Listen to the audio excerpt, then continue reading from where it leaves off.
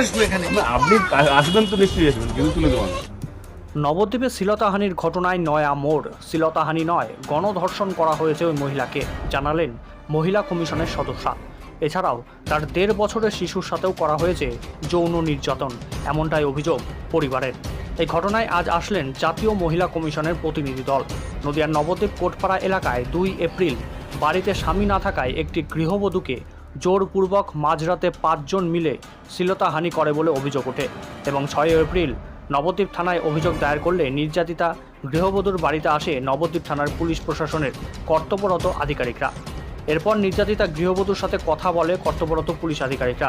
এই শ্লীলতাহানির ঘটনায় যুক্ত থাকা 4 জনকে গ্রেপ্তার করে নবদ্বীপ থানার পুলিশ। এখনও পর্যন্ত মূল অভিযুক্ত একজন অধরা। আজ অবশেষে নির্যাতিতা গৃহবধূর বাড়িতে আসেন জাতীয় মহিলা কমিশনের সদস্যা অর্চনা মজুমদার। দীর্ঘক্ষণ নির্যাতিতা গৃহবধূর সাথে কথা বলেন এবং ঘটনা জানার চেষ্টা করে। এরপর নির্যাতিতার বাড়ি থেকে বেরিয়ে সাংবাদিকদের মুখোমুখি হন মহিলা কমিশনের সদস্যা অর্চনা মজুমদার। তিনি গোটা ঘটনার বিবৃতি জানালেন এবং নবদ্বীপ থানার ভারপ্রাপ্ত আধিকারিককে তিনি নির্দেশ দেন 7 দিনের মধ্যে রিপোর্ট দেওয়ার এবং মূল অভিযুক্তকে গ্রেপ্তার করার। এরপর এলাকাবাসীদের সাথে কথা বলেন এবং সকলের অভিযোগ শোনার চেষ্টা করেন। অর্চনা মজুমদার তিনি এলাকাবাসীদের আশ্বাস দেন খুব শীঘ্রই মূল অভিযুক্তকে গ্রেপ্তার করা হবে। যদিও মূল অভিযুক্ত গ্রেপ্তার না হয় তাহলে তিনি আবারও আসবেন নির্যাতিতার বাড়িতে।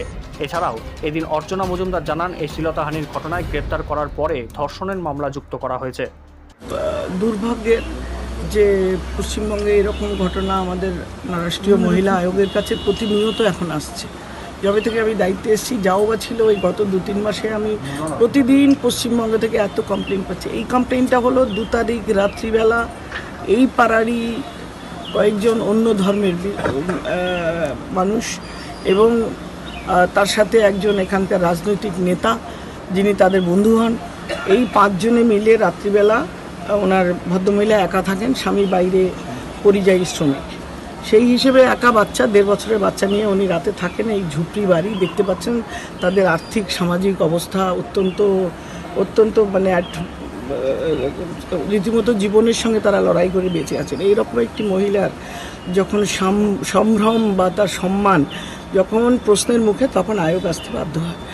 এই মেয়েটিকে রাত্রিবেলা 1টা-2টোর সময় দরজায় ঠকঠক করা হয়, ও খোলেনি।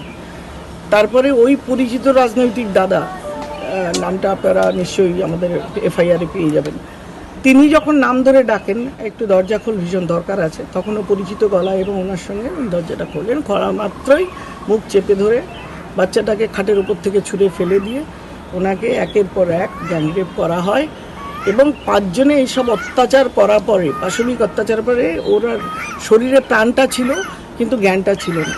ওইভাবে কাতরাতে পরের দিন সকালেও যারা আসেন ফুল তুলতে, বাইরে থেকে ডেকেছে, কোনো আওয়াজ পায়নি। তার পরের দিন এক ভদ্রমহিলা ফুল তুলতে এসে তাকে ডেকে 3 দিন বাদে তুলেছে। ওই শরীরে কাতরাতে ভদ্রমহিলা 4 তারিখে থানায় গিয়েছিল বৃষ্টি ভিজে, কিন্তু থানা এফআইআরটা নেয়নি, বললো তুমি লিখতে পারো না, নেবে না, লিখে নিয়ে আসতে হবে। ওই শুধু ওই অজুহাতে একটা গ্যাং রেপের কেস থানায় রেজিস্টার হয়নি, অত্যন্ত দুর্ভাগ্যজনক। তারপরে ও আবার যিনি লেখেন থানার বাইরে, তাকে বলা হলো যে আপনি একটু লিখে দিন, বললো আমাকে 300 টাকা দিতে হবে। এই ধরনের মানুষগুলোর কাছে যারা বাচ্চার বেবি ফুড কিনতে পারে না, তাদের কাছে 300 টাকা দেওয়াটাও একটা বড় ব্যাপার। তাও কম্প্রোমাইজ করে ও 200 টাকা দিয়েছে এবং বিনিময়ে থানার হয়ে যিনি লেখেন, এরা লেখাপড়া কম জানে, তিনি লিখেছেন যে তার উপরে যৌন নির্যাতন হয়েছে বা এই জাতীয় শ্লীলতাহানি হয়েছে। কখনোই লেখেননি she was raped by 5 persons that night and police station refused to initiate FIR। মানে এই যে সামাজিক বৈষম্য, বঞ্চনা, এই জায়গাটা প্রশ্নের উত্তর খুঁজতে আজকে এখানে আসা। তারপরে সেটা হলো, মেয়েটি যখন তার শাশুড়িকে নিয়ে আসলো, এখানে রইল, শাশুড়ি যখন বাচ্চাটাকে খাওয়াচ্ছে দাওয়াচ্ছে, দেখছি বাচ্চাটার পিছনে স্ক্র্যাচ মার্ক, কালো দাগ, অর্থাৎ কিনা বাচ্চার ওপরেও এই 1.5 বছরের ছোট শিশু, তার উপরেও যৌন নির্যাতন ভালো রকম হয়েছে, উইচ ইজ আন্ডার পক্সো। তো পক্সোতে কোনো কেস এখনও রেজিস্টার হয়নি এবং 8 তারিখে সোশ্যাল মিডিয়াতে ওর হাজব্যান্ড যখন দিল যে আমার স্ত্রীর ওপরে এই ঘটনা ঘটেছে, আমি পরিযায়ী শ্রমিক, আমি বিপন্ন এবং আমার এটার কোনো বিচার পেলাম না, তখন গিয়ে এসপি, ওসি, আইসি সব ছুটে আসে এফআইআর রেজিস্টার হয়, মেডিকেল হয়, ওকে 10 তারিখে মেডিকেল করা হয়। চিন্তা করুন, একটি মেয়ে যদি গ্যাংরেপ হয় 2 তারিখে, 10 তারিখে তার কি পাওয়া যায় একজন গাইনোকোলজিস্ট হিসেবে আমি জানি না কি পাবে। আপনারা পরিষ্কার বুঝতে পারছেন। তারপরে ওরাও যখন আমাদের কাছে কমপ্লেন করে, আমি তখন বলেছিলাম তোমার কাপড় চোপড় বিছানার চাদর যেগুলো আছে সেগুলো পুলিশকে দিয়ে বলো সেগুলোর পরীক্ষা করতে, সেখান থেকে পজিটিভ কিছু আসবে। আশা করি সেটাতে নিশ্চয়ই রিপোর্ট আসবে, যদি না 19-20 হয়ে থাকে। এই গেল এই দিকটা। দ্বিতীয় দিকটা, মেয়েটি প্রতিদিন বঞ্চিত হয়েছে থানার থেকে বেশি হলো ডাক্তারবাবু যিনি দেখেছেন শক্তিনগর হাসপাতালে, তিনি বলেছেন যে আপনার মেয়ের যদি আপনি কেস করেন তাহলে আপনার মেয়েকে মেডিকেল এক্সামিনেশন রিপেয়ার করা হবে। অশিক্ষিত অল্প শিক্ষিত মেয়ে, সে জানে না কি জিনিস, সে ভাবছে আমার ওই একরত্তি শিশু, তার মেডিকেল ভেতরে যন্ত্রপাতি ঢুকিয়ে করবে, সে বলেছে করবো না। এবং পুলিশ যে জানে তার কোমরে আঁচড় চোখে দেখেছে, থানার বড়বাবু থেকে প্রত্যেকে যারা দেখেছে যে মেয়েটির উপর দাগ আছে, তারা সেইটা কোনো কেস রেজিস্টার করলো না। এটা সবচেয়ে আশ্চর্যের, সবচেয়ে বড় বেনিয়ম, অনিয়ম এবং কাউকে বাঁচানোর চেষ্টা। এই দিকটা আমি ছেড়ে দিলাম। তারপরে আমি ওসিকে বললাম আপনি 4 জনকে অ্যারেস্ট করছেন, একজনকে কেন ছেড়ে রেখেছেন? না, তাকে পাওয়া যাচ্ছে না।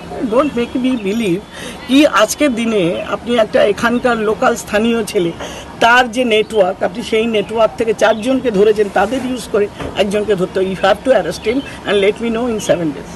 আমি এটা প্রেশার করে গেলাম। দ্বিতীয় হলো ওর মেডিকেলের যে স্টেটাস, আপডেটেড স্টেটাস রিপোর্ট আমাদের পাঠাতে হয় পুলিশকে, এবং কি করলো, কেসের এনকোয়ারি ইনভেস্টিগেশন কোন জায়গায় গেল, মেডিকেল রিপোর্ট কোথায়, কী সেকশন দেওয়া হলো, এগুলো সমস্ত ওরা আমাদের জানাবে, অ্যাকর্ডিংলি আমরা ব্যবস্থা নেব। আমি তাদের বলেছি ভিকটিম প্রোটেকশন দেওয়ার জন্য, কারণ মেয়েটির দুবেলা করেই থ্রেট আসছে যে তুই বাড়ি যা, তোকে আমরা বেরিয়ে দেখে নেবো, বুঝে নেবো, তোর হাজব্যান্ডকে তো মার্ডার করবোই, বাচ্চাটাকে রেল লাইনে ছুঁড়ে ফেলে দেবো। যে ভয়টা দেখিয়ে ওকে গ্যাংরেপ করা হয়েছে, যে বাচ্চাটাকে তুই যদি একটা আওয়াজ করিস, পাশে একটা লোক যদি জানতে পারে, তোর বাচ্চাটাকে রেল লাইনে ছুঁড়ে দেবো, রাতের ট্রেনটা এসে চেপে দিয়ে যাবে। তো she was too scared for her child, naturally সব মা যা করে। তো এই ধরনের ঘটনাতে পুলিশ কি প্রোটেকশন ওকে দিচ্ছে সেটা আমরা জানতে চাই। নেক্সট ইজ ভিকটিম কম্পেনসেশন, সেটা নিয়ে সোশ্যাল ওয়েলফেয়ার ডিপার্টমেন্ট জানেই না যে একজন গ্যাংরেপ হলে তার আইন কি বলে। আইন যেটা বলে সে আইন মোতাবেক কাজ হচ্ছে কিনা, মেয়েটি তার অধিকার পাচ্ছে কিনা, তার বিচার হচ্ছে কিনা, তার প্রোটেকশন পাচ্ছে কিনা, সেটা এনশিওর করা এনসিডব্লিউর কাজ, এবং আমি আমার কাজটা ভালো করে গেছি। নতুন করে কি কোনো কমপ্লেনের কথা কিছু ভাবছেন? বাচ্চাটার জন্য করতে হবে পক্সো। একটা 1.5 বছরের শিশু যার ওজন 7-8 কেজি হয়নি, তার উপরে যৌন নির্যাতন, আপনি কি বলছেন? আমরা কোন রাজ্যে বাস করি? মেয়েদের নিরাপত্তা কোথায়? শিশু নিরাপত্তা কোথায়? আমাদের রাজ্যে মহিলা মুখ্যমন্ত্রী, আর বেশি বলবো না। এখানে কি 24/7 পুলিশ প্রোটেকশনের ব্যবস্থা? না, কি প্রোটেকশন দেবে? 24/7 থাকবে সেটা দেখা আমার কাজ না। আমার দেখা কাজ মেয়েটির ওপর কোনো থ্রেট আসছে কিনা, মেয়েটির সঙ্গে কোনো রকমের কোনো ভয় আছে কিনা, তার উপরে কোনো অত্যাচার হচ্ছে কিনা। ফার্দার যদি হয় ওই থানাবাবুদের দেখে নেব। আর চূড়ান্ত গ্যাংরেপ তো, ইট ইজ এ গ্যাংরেপ। না, পুলিশ কি শেষ অবধি সেটা সেসব স্বীকার করেনি, কিন্তু 4 জনকে অ্যারেস্ট করেছে, আরেকজনকে করবে। আচ্ছা, এআই এর যুগে আমরা কতটাই না advance. AI artificial intelligence with artificial এই কম্পিউটার টেকনোলজির যুগে ঠিক মতন তৈরি করতে পারছেন তো? চিন্তার কিন্তু কোনো কারণ নেই, কারণ এই জন্যই রয়েছে আশালম। যেমন ধরুন এইখানে রয়েছে কম্পিউটার অ্যাপ্লিকেশন ডিপ্লোমা, এছাড়াও এখানে রয়েছে advance information technology, financial account programming, web page designing. তাই ভাবছেন কেন? চলে আসুন নবদ্বীপ আশালয় কম্পিউটার সেন্টারে, যেখানে ভবিষ্যৎ কথা।